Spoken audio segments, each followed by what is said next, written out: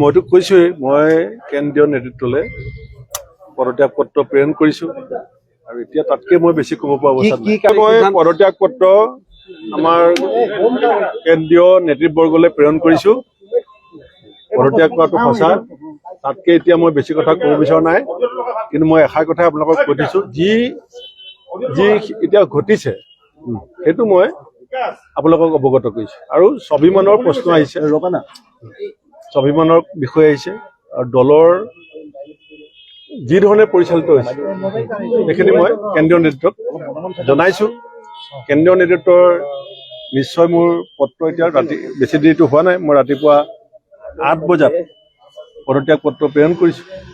গতিকে আৰু যিখিনি ক'বলগীয়া থাকিব আপোনালোকক মই পৰৱৰ্তী সময়ত নিজে মাতি আনি পেলাই ক'ম।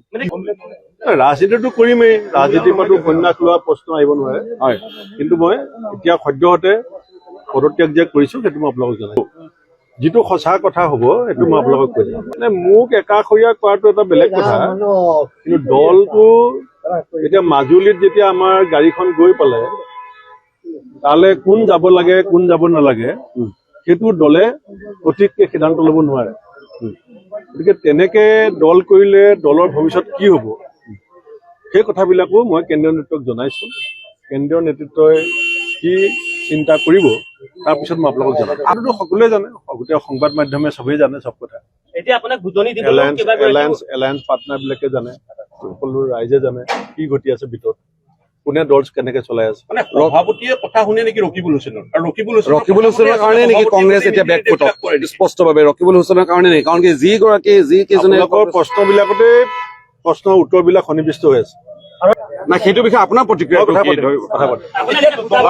ভূপেন বৰা আছিল, ভূপেন বৰা কংগ্ৰেছৰ বিৰোধী দলৰ সৈতে অকল দলৰ প্ৰতিয়ে নহয়, মোৰ ককায়ো হয়। আমি ৰাজনীতি কৰিলো বুলিয়ে অকল যে পদমৰ্যাদাৰ জৰিয়তে আমাৰ সম্বন্ধ এনেকুৱা নহয়। এতিয়া এখেতসকলো আহিছে আমাৰ এটা একেলগে, এতিয়া আপোনালোক সাংবাদিকসকলৰ মাজত একেলগে যেতিয়া কাম কৰি থাকে আপোনালোকৰ মাজতো এটা সম্বন্ধ গঢ়ি উঠে। সেইকাৰণে সকলো আহিব পাৰে, অহাত কি অসুবিধা আছে?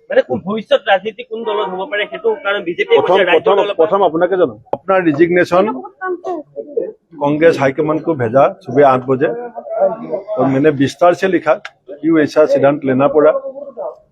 वो भी मैं कुछ इससे ज्यादा बोलना नहीं चाहता हूँ। जब जरूरत होगा मैं सांबादिक लोगों को खुद इनवाइट करके पूरा बात विस्तार से बताया। कांग्रेस के भूतपूर्व सभापति थे, क्या गौरव गोगोई के साथ कुछ अनबन हुई या रकीबुल हुसैन के साथ? खबरें आ रही है ये कोई व्यक्तिगत चीज नहीं है।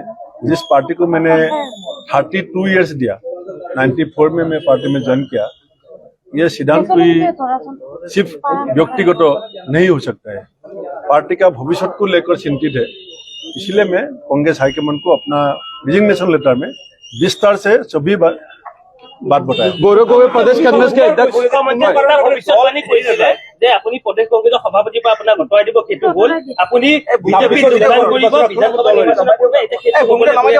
মুখ্যমন্ত্ৰীয়ে কোৱা কথা গোটেইখিনি এনেকুৱা ধৰণৰ ফলিয়াই গৈ আছে। হয়তো এইটো কেনেবাকে এইটো আপোনাৰ কি ভাবে সেই বিষয়টো লৈ মইতো যিলৈকে ক'ব পাৰি কৈ দিছো আপোনালোকক, তাৰ পাছৰখিনি আপোনালোকে নিজে নিজে এনালাইচিছ কৰক, মইতো বাধা কৰা নাই। মই যি কৰিম বা মই যি ভাবি আছো, মই যি কৰিবলৈ গৈ আছো মই চব আপোনালোকক কম, মইতো নলুকাও। মই পলাই একো কাম নকৰো। মই ৰিজিগনেশ্যন দিছো, লুকুৱাইছো নাই, মই লুকুৱাটো নাই, মনে মনে কৰা নাই। আৰু মোক কোনো দলে এতিয়ালৈকে প্ৰস্তাৱ দিয়া নাই। অখিল গগৈ ডাঙৰীয়া মোৰ সৈতে ব্যক্তিগতভাৱে আমি কিছু কথা পাতিছো, কালিও লগ পাইছো, কিন্তু এনেকুৱা ৰাজহুৱা কোনো দলে বা আনুষ্ঠানিক মোক কোৱা নাই যে আপুনি। কিন্তু এইটো কথা ঠিক যে মই ৰাজনীতিৰ পৰা সন্ন্যাস ল'বৰ কাৰণে সিদ্ধান্ত লোৱা নাই।